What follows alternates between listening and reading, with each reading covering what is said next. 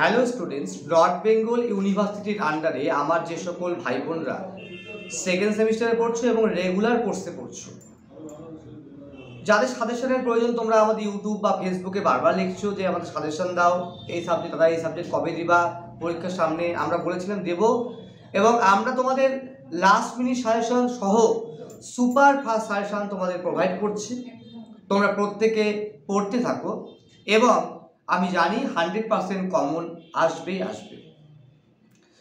মূলত হবে তোমাদের পরীক্ষার যে নাম্বারের প্যাটার্ন রয়েছে ডিএস, আমি যেটা সাবজেক্টটা আগে বলে দিচ্ছি, সাবজেক্টটা হচ্ছে ডিএসসি বা মাইনর পলিটিক্যাল সায়েন্স, রাষ্ট্রবিজ্ঞান সাজেশন বলছি। তোমাদের নাম্বারের প্যাটার্নটা হচ্ছে মূলত হবে 12 নাম্বারের, 6-এর এবং 3-এর।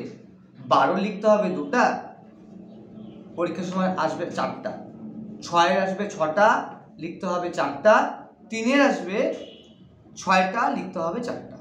এই হচ্ছে তোমাদের মানে সাবজেক্টের যে নাম্বার যে প্যাটার্নটা রয়েছে সেটা।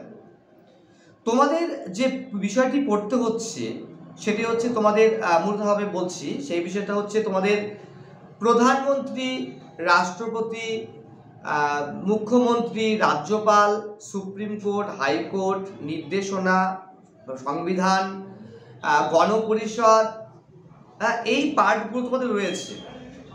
আরও অনেকগুলো সিলেবাস রয়েছে, এছাড়া তোমাদের হচ্ছে অনেক রয়েছে।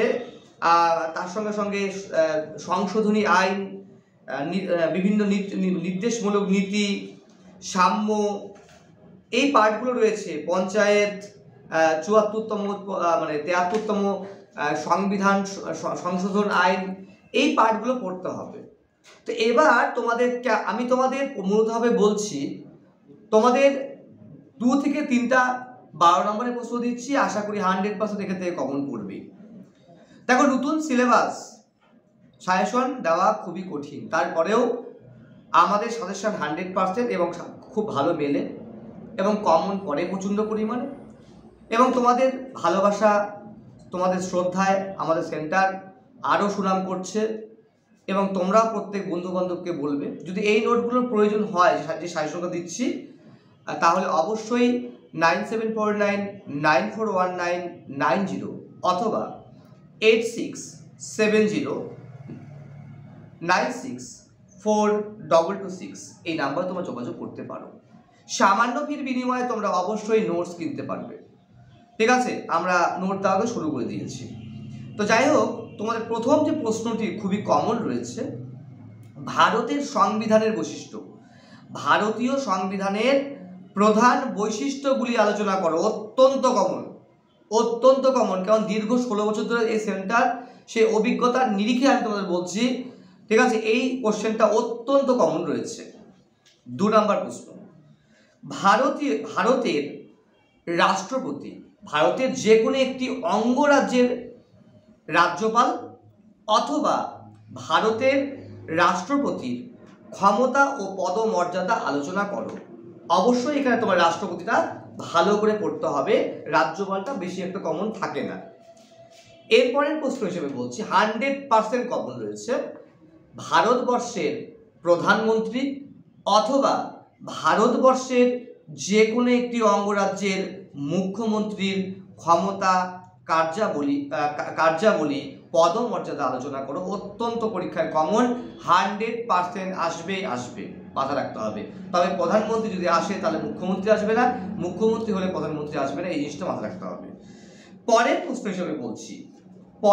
হিসেবে তোমাদের বলছি, লোকসভার গঠন এবং কার্যাবলী আলোচনা করো।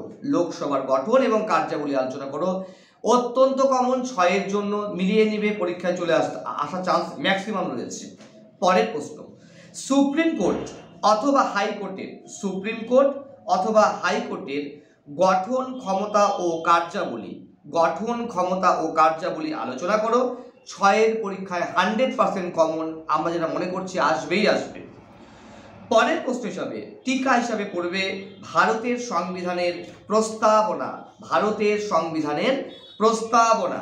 পরের প্রশ্ন, এটাও টিকা হিসাবে পড়বে রাষ্ট্রের নির্দেশমূলক নীতি। নির্দেশমূলক নীতি 3-এর অত্যন্ত কমন রয়েছে। পরের প্রশ্ন হিসাবে মৌলিক অধিকার ও কর্তব্য টিকা, মৌলিক অধিকার ও কর্তব্য টিকা অত্যন্ত কমন রয়েছে।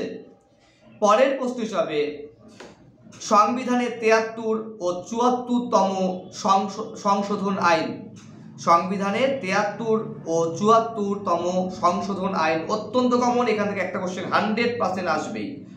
সাম্যের অধিকার টিকা অত্যন্ত ভালো করে পড়তে হবে, 3 হিসাবে পড়বে।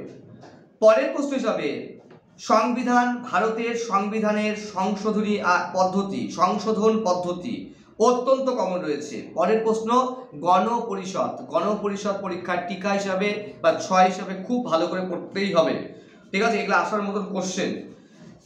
এছাড়াও তোমাদের হচ্ছে লোকসভার স্পিকার টিকা হিসাবে আসতে পারে। পঞ্চায়েতের আয়ের উৎস হিসাবে, পঞ্চায়েতের আয়ের উৎস বা পৌরসভার আয়ের উৎস টিকা, ঠিক আছে, উপরাষ্ট্রপতি টিকা, এই পার্টগুলো কিন্তু অবশ্যই ভালো করে পড়তে হবে। ভালো লাগলে অবশ্যই তোমরা লাইক শেয়ার কমেন্ট করবে। ধন্যবাদ।